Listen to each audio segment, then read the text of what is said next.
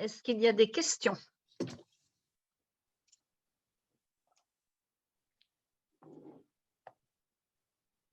Si on n'a pas, moi j'en ai une, Claire. Qu'est-ce que tu as fait, toi? Quelles sont les interventions que tu as faites toi-même? Alors, moi, je suis intervenue. Alors, au début, en fait, j'ai surtout défendu des parents d'élèves qui se basaient contre le fichage base élève. Je ne sais pas si vous vous souvenez, où on voulait ficher les enfants dès la primaire en mettant toutes les données dans les fiches scolaires. Et donc, du coup, j'ai été, parce qu'au départ, en effet, c'est les personnes concernées, en fait, qui viennent voir les avocats et qui disent: «Je cherche un avocat militant». Et donc, du coup, l'avocat militant, c'est l'avocat qui est au SAF ou c'est l'avocat, voilà, qui est dans des associations. Et donc, du coup, on a fait des recours collectifs, hein. Il y avait partout en France des parents d'élèves qui avaient déposé des plaintes pénales contre ce fichage. Et puis après, moi, je suis intervenue sur la ZAD de Sivins, voilà, en défendant des militants écologistes. Et là, il y avait aussi, ce qui est intéressant, c'est qu'il y avait à la fois des actions devant le tribunal judiciaire contre les expulsions, des actions devant le tribunal administratif contre la déforestation et contre les arrêtés d'intérêt public qui proposaient le barrage de Sivins. Et il y avait bien évidemment des gardes à vue et de la répression des militants. Voilà, et après, j'ai été amenée à défendre des militants dans le cadre de manifestations. Et donc, du coup, les manifestations loi travail, les manifestations gilets jaunes. Et ensuite, eh bien, les décrocheurs de portraits, en effet, qui nous ont sollicités pour intervenir et pour les défendre devant les tribunaux. Et donc, moi, ce que j'ai pu constater, c'est que de plus en plus, en fait, les militants étaient amenés à se questionner sur la répression et demander en fait à savoir quels étaient les outils, comment fonctionnait la justice, comment on pouvait justement ne pas mettre de l'énergie trop en fait dans cette justice pour continuer la lutte, comment on pouvait faire pour désobéir. Et donc du coup pour désobéir, il faut bien entendu connaître aussi les règles de droit. Voilà, et donc il y a vraiment une approche qui est intéressante parce qu'on participe aussi, c'est de l'éducation populaire, on participe à la conscientisation en fait, et on ne se fait pas d'illusions sur la justice, sur le fonctionnement de la justice, on n'attend pas tout de la justice, mais on sait bien qu'on doit y passer à des moments, on va se retrouver devant la justice puisqu'il y a une répression. Et donc, du coup, c'est tout ce processus et cette discussion collective qui est intéressante. Et pour l'avocat, c'est ça aussi qui est intéressant, c'est qu'on construit une stratégie collectivement. Et c'est une énorme force. Par exemple, dans des mouvements où il y a 40-50 personnes qui sont arrêtées, si les 40 personnes vont refuser de donner leur identité, vont se retrouver nassées et vont refuser de donner leur pièce d'identité, qu'ensuite ces personnes-là vont être mises en garde à vue et qu'elles vont toutes garder le silence, c'est une force énorme en fait, parce qu'elles savent à l'avance en fait pourquoi elles mènent cette stratégie. Elles savent qu'il y a des avocats derrière qui les soutiennent et qui vont venir tout de suite en fait en garde à vue pour maintenir ce collectif. Et donc du coup, ça a vraiment un impact fort dans le rapport de force qu'on a avec la justice. Merci beaucoup. Il y a Élise qui voudrait intervenir. Élise, tu as la parole.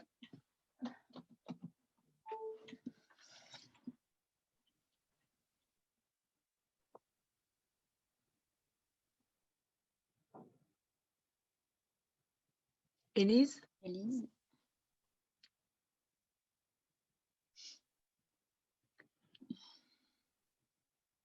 Ah, alors, on va lire ce que Élise dit parce qu'elle semble avoir un problème de micro. Donc, elle voudrait, j'ai pas le contenu, intervenir sur les dernières réflexions. Tu peux l'écrire dans le chat, Élise? Oui, est-ce que vous m'entendez? Ah oui. Ah super, j'ai réussi. Oui, rebonjour. Excusez-moi, j'ai pris la parole tout à l'heure avec Monsieur Ferrand.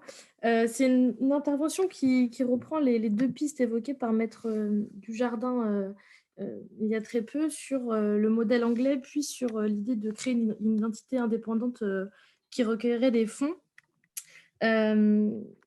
Je vais me présenter, en fait, je suis juriste à l'association Intérêt à agir. Je ne sais pas si certains d'entre vous la connaissent. Je crois que M. Ferrand et la Quadrature du Net, on a déjà été mis en contact. Et c'est effectivement, oui, voilà, c'est effectivement quelque chose c'est le projet même, en fait, de l'association Intérêt à agir.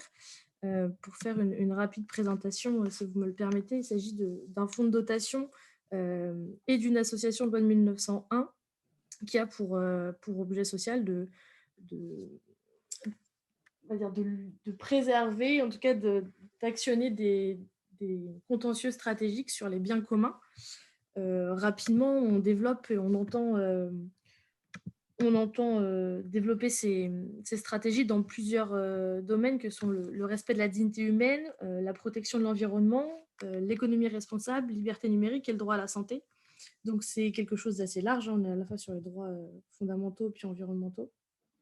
Et c'est effectivement notre projet, j'ai envie de vous dire, d'une indépendance forte et de recueillir des fonds afin de financer de manière stratégique certains contentieux spécifiques. Alors qu'il s'agisse directement avec des cas individuels comme on a pu l'évoquer tout à l'heure, ou directement en lien avec des associations bénéficiaires justement de notre association.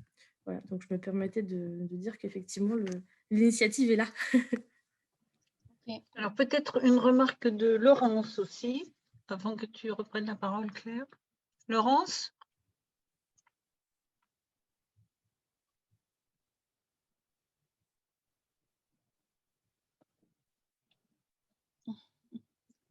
Ah, pas de micro. Bon, ben Claire, tu veux répondre le temps que le micro de Laurence veuille Alors, bien redonner. Je ne connaissais pas moi l'association, mais je vais aller voir avec grand intérêt.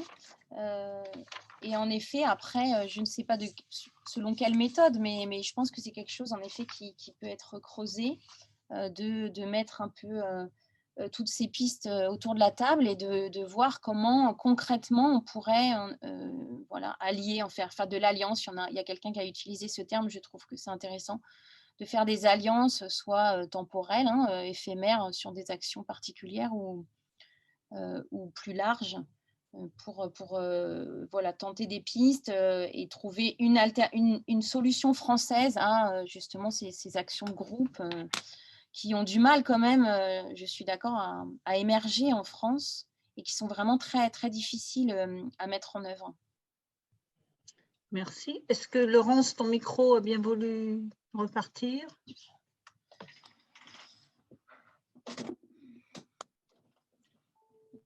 Non, Laurence? Non? Bon. Tu veux l'écrire sur le chat? Bon. Écoutez, je pense que nous arrivons un peu au bout de notre... Ah, attends, la question est écrite plus haut. Est-ce que quelqu'un peut la dire? Alors, attendez, les avocats ne deviennent-ils pas ou ne deviennent-elles pas des vêtements de la justice à défendre des militants? Oui, c'est sûr, mais bon, c'est pas grave. Je veux dire, l'important, en tout cas, moi, ma méthode, c'est d'être tout le temps dans le collectif. C'est-à-dire que même entre avocats, en fait, ce qui est important, c'est d'être plusieurs avocats et d'arriver justement à travailler collectivement. Parce que quand il y a 40 personnes en garde à vue et qu'on arrive à 10 avocats et qu'on est tous sur la même stratégie, du coup, le collectif l'emporte et c'est très intéressant, les solutions obtenues. Donc, pour moi, la difficulté se contourne par le collectif, justement, en n'étant pas un seul avocat face justement à cette répression. Et d'ailleurs, on a un confrère, Étienne Ambroselli, qui a été mis en examen et qui a été placé sous contrôle judiciaire en défendant des militants à Bure. Et c'est vrai que ça peut en effet être une difficulté. Ça, c'est pas... c'est quelque chose qui se discute aussi au syndicat des avocats de France, puisqu'on on fait aussi de la défense, et c'est quelque chose qui revient de manière fréquente sur les risques qu'on pourrait encourir nous.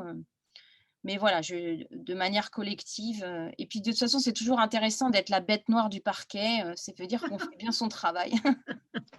Bravo.